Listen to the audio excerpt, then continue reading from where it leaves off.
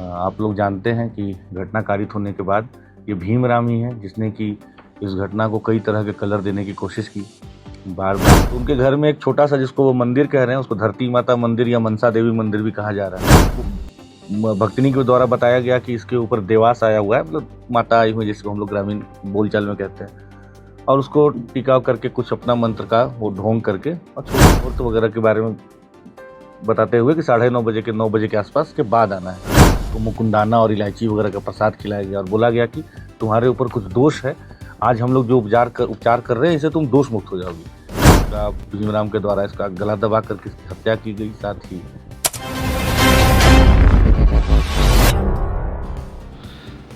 झारखंड के हजारीबाग जिले के विष्णुगढ़ से सामने आए इस दिल दहला देने वाले मामले में अब एक नया और चौंकाने वाला खुलासा हुआ है।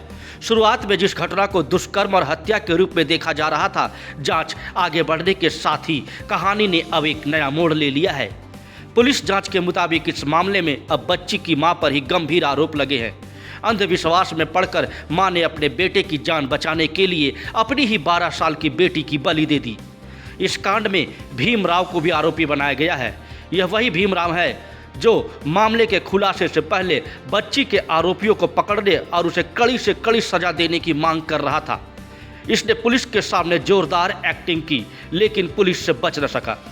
हालांकि पुलिस अभी सभी पहलुओं की गहराई से जांच कर रही है और आधिकारिक पुष्टि के लिए फॉरेंसिक रिपोर्ट और अन्य सबूतों का इंतजार किया जा रहा है। इस खुलासे ने पूरे इलाके में सनसनी फैला दी है। लोगों के बीच आक्रोश और हैरानी देखने को मिल रही है। यह मामला सिर्फ एक अपराध नहीं, बल्कि समाज के सामने कई सवाल खड़े करता है। फिलहाल पुलिस ने आरोपित को हिरासत में लेकर पूछताछ शुरू कर दी है। उम्मीद जताई जा रही है कि जल्द ही सच पूरी तरह सामने आएगा। आप सबको अवगत है कि 24 तारीख की रात को कुसुम्बा थाना में एक घटना कारित की गई, जिसकी सूचना 25 को थाना को मिली। 24 को मंगला जुलूस के दौरान जो मृतिका है, एक नाबालिग बच्ची है, वो मंगला जुलूस के बाद मिसिंग पाई गई। गांव के कुछ लोगों को ये बताया गया कि घर के सदस्यों के द्वारा कि ये मंगला जुलूस के बाद से कहीं गई है, मिल नहीं रही है, और उसको ढूंढने का प्रयास किया गया। कुछ हद तक गांव के कुछ लोग इसमें इन्वॉल्व हुए उसको ढूंढने में। अगले दिन तक बॉडी या वो बच्ची नहीं मिली। तो फिर जब अगले दिन उसका मृत शरीर के बारे में जानकारी प्राप्त हुई, हम लोगों ने FIR किया। इसमें मुख्य रूप से 3 मेन अक्यूज्ड अभी तक सामने आए हैं। इसमें एक खुद उसकी माँ है रेशमी देवी, दूसरा भीमराम है, और तीसरी एक जो तंत्र मंत्र करती हैं, ओझा गुनी जिसको भी कहते हैं, एक महिला है शांति देवी। जो मृतिका की माँ है और भीमराम के बीच करीब 10 वर्षों से अनैतिक संबंध की बात सामने आई है, और उनके जो पति हैं वो महाराष्ट्र में कुछ रोजगार करते हैं और कम ही घर आना जाना होता है। मृतिका के जो बाकी भाई बहन हैं वो भी उनको अपने पिता के नज़र से ही देखते हैं, और एक तरह से उस परिवार के ऊपर भीमराम का कंप्लीट होल्ड जैसा है। तो इनके जो पुत्र हैं, मतलब मृतिका का जो भाई हुआ, उसके विषय में उनकी माँ काफ़ी चिंतित रहती थी, क्योंकि वो मानसिक और शारीरिक रूप से उनको कमज़ोर लगता था। साथ में उनका इकलौता बेटा था, तो उनको हमेशा इस बात की चिंता रहती थी कि कैसे इसका भविष्य उज्जवल हो जाए, ठीक हो जाए, स्वास्थ्य भी इसका अच्छा हो जाए। ओझा गुनी का जो उनकी विश्वास है, वो पिछले कई सालों से वो जो हम लोग बताए कि शांति देवी हैं, जो ओझा गुनी करती हैं, और जो एक भक्तिनी जिसको कहा जाता है ग्रामीण परिवेश में, उनके पास जाती थी। ज़्यादातर समय अपने पुत्र के शारीरिक स्वास्थ्य को लेकर या कभी कभी नौकरी के लिए जाती थी, कभी कभी घर में तंत्र मंत्र से अपने घर को बंधवाने के लिए जाती थी, जो सब पूर्व में किया भी गया इसी भक्तिनी के द्वारा। कभी अगर ज़मीन का भी विवाद हो, किसी भी तरह के व्यक्तिगत जो उनकी समस्याएं होती थी, उसके लिए वो जाने लगी थी। तो इन चीज़ों में एक तरह से ये जो भक्तिनी है वो उनसे उसके बदले में पैसे और बाकी चीज़ें लेती थी। उनके घर में, जैसा मैंने बताया, कि हर चीज़ के लिए वो डिपेंड करती थी भीमराम के ऊपर। तो घटना के दिन भी जब ये अपनी मृतिका के साथ, छोटी बच्ची के साथ और भीमराम के साथ उनके घर गई, वो भक्तिनी के घर गई, तो उनके घर में एक छोटा सा, जिसको वो मंदिर कह रहे हैं, उसको धरती माता मंदिर या मनसा देवी मंदिर भी कहा जा रहा है, तो उस मंदिर में इनको बुलाया गया। हालांकि माँ बेटी दोनों दरवाजे से गई, लेकिन जो भीमराव था उसके विषय में बता रहे हैं कि वो पीछे का जो छोटा सा बाउंड्री होता है उसको कूद करके छुप करके आया। और उस समय पहले वो भक्तिनी के द्वारा बताया गया कि इसके ऊपर देवास आया हुआ है, मतलब माता आई हुई, जिसको हम लोग ग्रामीण बोलचाल में कहते हैं, और उसको टिकाव करके कुछ अपना मंत्र का वो ढोंग करके और छोड़ दी। बच्ची वापस से आकर के और जो मंगला जुलूस था उसमें पार्टिसिपेट करने लगी, और भक्तिनी के द्वारा बताया गया कि आप दोबारा से आइए, इसको लेके अच्छे मुहूर्त वगैरह के बारे में बताते हुए कि 9:30 बजे के 9 बजे के आसपास के बाद आना है। जब दोबारा से गए तो, और साथ में ये भी बताया गया कि जो हम आज करेंगे, इसका इलाज करेंगे, जो बलि हम देंगे, उसमें हमको एक मेल पुरुष का जरूरत पड़ेगा। तो मृतिका की माँ इस काम के लिए भीमराव को दोबारा अपने साथ लेके गई और मृतिका को भी लेके गई।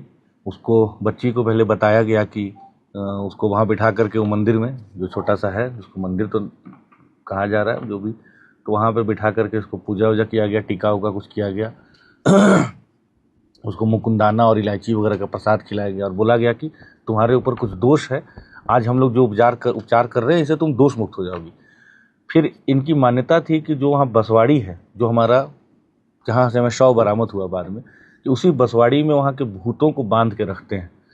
ये कह करके इसको वहाँ ले गए और फिर वहाँ इसको लेटने के लिए कहा गया, और उसके बाद उसका भीमराव के द्वारा इसका गला दबा करके इसकी हत्या की गई। साथ ही उसको कॉलिंग स्टिक कहते हैं, उसकी मदद से आप सब जानते हैं कि इंसर्शन किया गया ब्रूटली, और उसका सर फोड़ करके उसका खून लिया गया।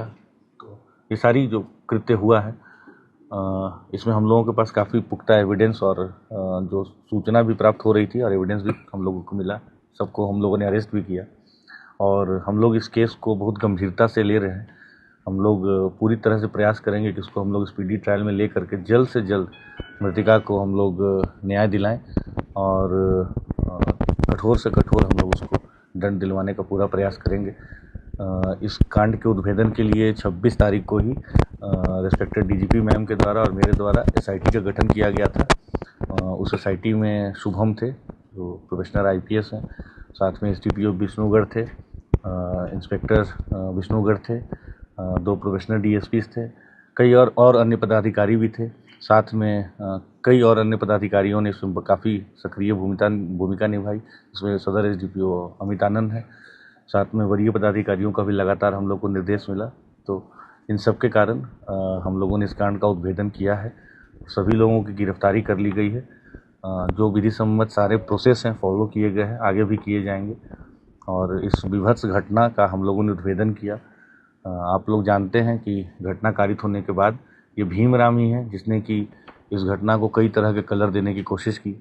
बार बार वो पुलिस को गुमराह करने के लिए, इन्वेस्टिगेटिव एजेंसी को गुमराह करने का प्रयास करता रहा। But finally on the basis of very good evidence हम लोगों ने तीनों को आज अरेस्ट किया है।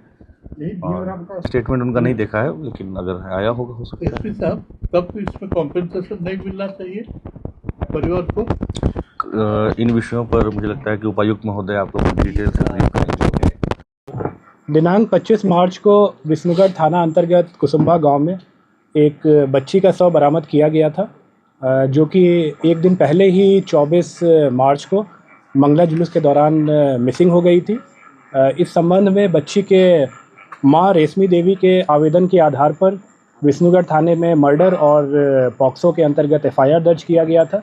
मामला चूँकि काफ़ी गंभीर था और इस केस में करीब करीब किसी प्रकार का कोई आई विटनेस और कोई परिवार की तरफ से भी कोई स्पष्ट बताया नहीं जा रहा था, इसलिए पुलिस के द्वारा सभी पहलुओं पर काम किया गया।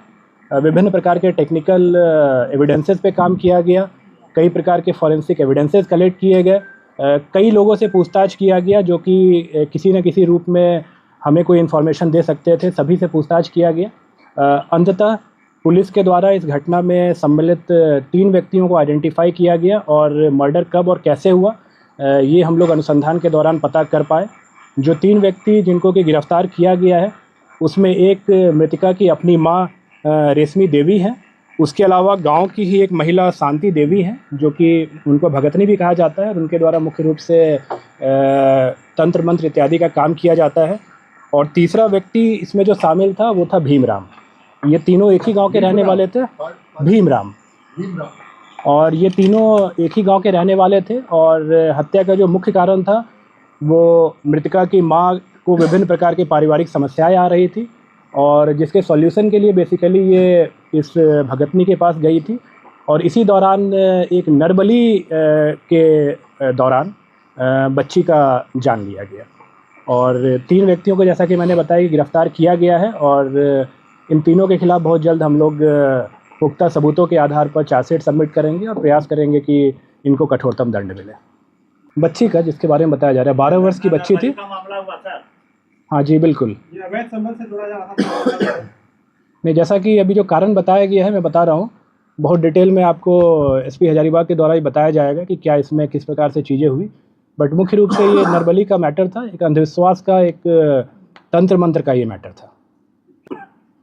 डिटेल में आपको एसपी बताएंगे कि किस प्रकार से इसमें चीज़ें जो है वो कैसे कैसे घटना को अंजाम दिया गया था, कैसे बच्ची की जान ली गई थी, और किस प्रकार से घटना को अनावश्यक रूप से एक अलग रंग देने के लिए, खास करके जो भीमराम का मैंने नाम लिया, है कि अपराधियों पर जो है सो मतलब सख्त से सख्त कार्रवाई हो।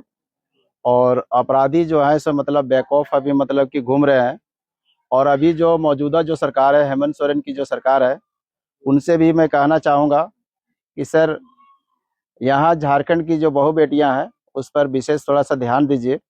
और जो भी ऐसे मतलब कि घटना का इल्ज़ाम दिए हैं उसको फांसी के फंदे तक चढ़ाइए।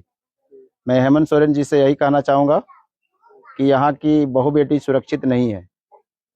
ऐसा नहीं लग रहा अपराधी बैकऑफ होकर काम कर रहे हैं? जी जी जी जी जी, ये तो बिल्कुल अपराधी जो है सो बैकऑफ होकर के घूम रहा है।